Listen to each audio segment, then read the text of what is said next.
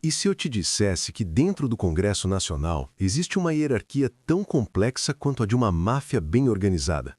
Cada cargo tem seu papel, cada função tem seu preço, e cada pessoa que entra nesse sistema aprende muito rápido uma coisa: ou você entende as regras não escritas, ou você some sem deixar rastro. Hoje a gente vai fazer algo que nenhum manual de educação cívica te ensinou. A gente vai entrar cargo por cargo, andar por andar, gabinete por gabinete, e revelar o que cada pessoa realmente faz dentro desse palácio de vidro que você financia com seus impostos todo mês. Do assessor fantasma, aquele que recebe salário, mas ninguém nunca viu pessoalmente, até o líder de partido, que com um telefonema decide o destino de bilhões de reais. Isso não é teoria. Isso está nos registros públicos, nas investigações do TCU, nas delações premiadas e nos relatórios de transparência que existem, mas que quase ninguém lê. Fica até o final, porque no último bloco desse vídeo você vai descobrir qual cargo é o mais perigoso de todos, e não é o que você está pensando agora. Se você já pagou imposto na vida, esse vídeo é seu por direito. Contextualização: o organograma secreto. Antes de entrar nos cargos, você precisa entender uma coisa fundamental. O Congresso Nacional não é uma instituição, é um ecossistema, com predadores, presas, parasitas e, de vez em quando, algum organismo que tenta fazer fotossíntese de verdade. Oficialmente, o Congresso é dividido em Câmara dos Deputados, com 513 deputados federais, e Senado Federal, com 81 senadores. Mas essa é a versão do livro didático. A versão real tem camadas. Tem o que aparece no contra-cheque e o que aparece no extrato bancário. Tem o cargo que consta no portal da transparência e o cargo que só existe no WhatsApp. Segundo dados do próprio portal da transparência do governo federal, a Câmara dos Deputados sozinha emprega mais de 10 mil servidores e tem uma folha de pagamento que ultrapassa 1,5 bilhão de reais por ano. O Senado, com menos gente, não fica atrás. Cada deputado pode ter até 25 assessores pagos com verba pública. 25! Você consegue imaginar o que 25 pessoas fazem num gabinete? Spoiler, nem todas aparecem para trabalhar. E é exatamente aí que a nossa história começa. Você já se perguntou alguma vez quem são essas pessoas e o que elas realmente fazem? O assessor fantasma, o cargo mais honesto do sistema. Vamos começar pela base da pirâmide. O assessor parlamentar. Na teoria, é o profissional que auxilia o deputado em pesquisas, redação de projetos de lei, atendimento ao público e comunicação. Na prática, depende muito de qual assessor estamos falando, porque dentro da categoria assessor parlamentar existem pelo menos 3 perfis distintos. O primeiro é o assessor real, aquele que de fato trabalha, redige, pesquisa, atende, corre. Geralmente é jovem, formado em Direito ou Ciências Políticas, ganha entre 5 mil e 15 mil reais e carrega nas costas o peso do gabinete inteiro. O segundo perfil é o assessor político, contratado não pelo que sabe, mas pelo que representa. É o líder comunitário de um bairro importante, o presidente de sindicato, o pastor influente. Ele não vai ao gabinete, ele mobiliza a base eleitoral. E o terceiro perfil, aquele que deu nome a escândalos, CPIs e manchetes, é o assessor fantasma. Aquele que consta na folha de pagamento, recebe entre 8 mil e 30 mil reais por mês de dinheiro público e nunca foi visto no trabalho. Em 2021, uma investigação da Folha São Paulo identificou dezenas de casos de assessores que trabalhavam simultaneamente para empresas privadas durante o horário de expediente do mandato. Coincidência ou modelo de negócio? O chefe de gabinete, o verdadeiro poder por trás do trono. Se o assessor fantasma é o personagem mais folclórico do Congresso, o chefe de gabinete é o mais subestimado e provavelmente o mais poderoso dentro de um mandato. Pensa comigo, o deputado não pode estar em todo lugar ao mesmo tempo. Ele vota, faz discurso, vai a evento, dá entrevista, viaja para a base eleitoral. Quem filtra o que chega até ele? Quem decide qual empresário entra, qual pedido de verba é atendido, qual aliado tem acesso direto? O chefe de gabinete. Esse cargo não aparece em manchete, não dá entrevista, não tem perfil no Instagram com foto na frente do Congresso, mas é ele quem conhece todos os segredos, quem sabe de cada acordo, cada promessa, cada dívida política do mandato. Em investigações da Lava Jato e de outras operações da PF, o nome do chefe de gabinete apareceu repetidamente como intermediário entre o parlamentar e os esquemas de propina. Não porque fosse necessariamente o idealizador, mas porque era o operador, o que recebe o recado, filtra a informação e garante que as mãos do chefe fiquem, na aparência, limpas. É o cargo que mais sabe e menos fala, e quando fala, vira delator premiado. O servidor concursado, o personagem que o sistema tenta ignorar. No meio de tanta nomeação política e contratação estratégica, existe um personagem que o sistema não conseguiu eliminar completamente: o servidor concursado. Aquele que passou em concurso público, estudou anos, enfrentou milhares de candidatos e conquistou uma vaga técnica permanente na estrutura do Congresso. Ele não deve o cargo a ninguém, não precisa mobilizar base eleitoral, não precisa fingir que trabalha, e é exatamente isso que o torna incômodo. O servidor concursado da Câmara e do Senado está entre os mais bem remunerados do funcionalismo público brasileiro.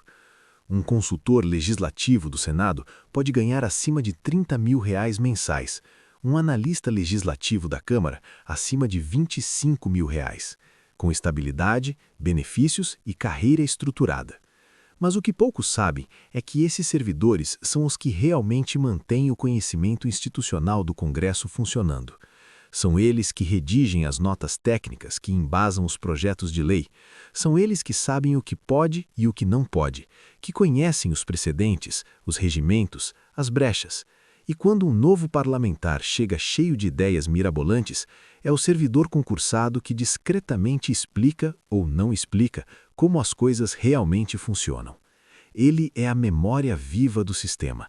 E a memória, como todo mundo sabe, pode ser tanto um guia quanto uma arma. O deputado federal. 4 anos para aprender ou para faturar. Chegamos ao protagonista oficial, o deputado federal, eleito pelo voto popular com mandato de 4 anos, renovável indefinidamente. Salário de R$ 44.008 mensais, mais um pacote de benefícios que inclui verba indenizatória, cota de passagens aéreas, auxílio moradia e outros adicionais que podem levar o custo total de cada deputado aos cofres públicos a mais de R$100 mil por mês. Mas o cargo de deputado federal não é só isso. É um passaporte, é um CNPJ de acesso ao poder. Com ele você indica cargos, libera emendas, aprova ou trava projetos, senta à mesa com ministros, tem foro privilegiado no STJ e ainda é chamado de Vossa Excelência por todo mundo ao redor. O problema, ou a oportunidade, dependendo do ponto de vista, é que 4 anos é um tempo muito curto para fazer política séria e um tempo muito longo para quem quer só aproveitar. Dados eleitorais mostram que a taxa de renovação da Câmara nas últimas eleições ficou em torno de 45%, ou seja, mais da metade dos deputados são reeleitos, o que significa que o sistema tem mecanismos muito eficientes de perpetuação. E esses mecanismos têm nome, têm endereço e têm custo. Qual custo? Continue assistindo. O senador, quando o poder fica ainda mais concentrado. Se o deputado federal já tem poder considerável, o senador é um nível acima. São apenas 81, eleitos por 8 anos, com salário idêntico ao de deputado, mas com muito mais poder individual. Um único senador pode segurar uma votação, pautar um tema, convocar um ministro, instalar uma CPI. O Senado é chamado de Casa Revisora. Teoricamente, existe para revisar o que a Câmara aprova. Na prática, também aprova indicações para cargos estratégicos como ministros do STF, diretores do Banco Central e embaixadores. Isso significa que um senador bem posicionado tem influência sobre quem vai julgar os casos mais importantes do país, sobre quem vai definir a taxa de juros que afeta o seu financiamento, sobre quem vai representar o Brasil nas negociações internacionais que definem o preço do que você compra no mercado. O custo de um mandato de senador, considerando estrutura de gabinete, assessores, cotas e benefícios, pode ultrapassar R$ 150 mil mensais por parlamentar. Multiplica por 81 e por 8 anos. Faz a conta. Aí me diz, quanto custa esse poder que você nunca vai ter acesso direto? E mais importante, quem realmente paga essa conta no final do mês? O líder de bancada, o maestro que ninguém vê. Agora chegamos num cargo que não aparece na cédula de votação, mas que talvez seja o mais estratégico de todo o Congresso: o líder de bancada. Cada partido que tem representação no Congresso indica um líder. Esse líder fala em nome de todos os parlamentares do partido nas votações, negocia com o governo, articula acordos e, aqui está o ponto central, orienta o voto da bancada. Quando você vê uma votação no plenário e percebe que todos os deputados de um partido votam igual, como se fossem um único ser com 30 braços levantados, é o líder de bancada que está conduzindo essa orquestra. O cargo em si não tem salário adicional, mas tem algo muito mais valioso: poder de negociação direta com o executivo. É o líder de bancada que senta com o ministro da Casa Civil e diz: minha bancada vota a favor desse projeto se vocês liberarem 500 milhões de reais em emendas para o nosso reduto eleitoral. Esse processo tem até nome bonito: governabilidade. É assim que se constrói maioria no Congresso brasileiro, não necessariamente com convencimento ideológico, com distribuição de recursos, com cargos, com emendas, com acordos que nunca aparecem em ata, mas que todo mundo sabe que existem. Você acha que isso é exceção ou é a regra? O líder de partido, o topo da cadeia alimentar. E chegamos ao topo. O líder de partido, ou presidente nacional de partido, é a figura que comanda a sigla, define candidaturas, distribui o fundo partidário e, mais importante, decide o alinhamento estratégico do partido em cada cenário político. No Brasil, o fundo eleitoral e o fundo partidário, juntos, distribuíram mais de 5 bilhões de reais entre os partidos nas eleições de 2022. 5 bilhões de reais de dinheiro público divididos entre legendas que, em muitos casos, existem não por convicção ideológica, mas por conveniência política e acesso a esse financiamento. O presidente de partido decide quem recebe mais dinheiro para a campanha, quem aparece na propaganda eleitoral gratuita, quem tem apoio da máquina e quem é deixado para a própria sorte. É um poder que vai muito além do mandato parlamentar. É um poder de perpetuação, de construção de legados, de formação de redes que atravessam governos, administrações e décadas. No Brasil, alguns líderes partidários influenciaram a política nacional por 20, 30, 40 anos consecutivos, sem nunca ocupar a presidência da República, sem nunca ser o rosto principal, sempre nos bastidores, sempre no controle. Esse é o cargo mais perigoso do Congresso, não porque tem mais poder formal, mas porque tem mais poder real. E poder real, como a história mostra repetidamente, raramente aparece no noticiário da hora certa.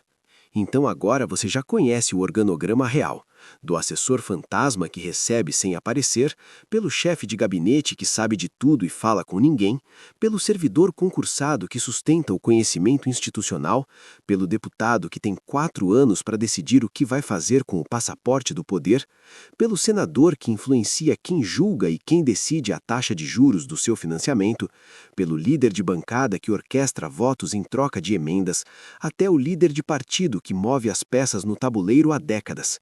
Cada cargo tem um papel, cada papel tem um custo, e esse custo, como você já sabe, sai do seu bolso todo mês, silenciosamente, antes mesmo de você ver o dinheiro na conta.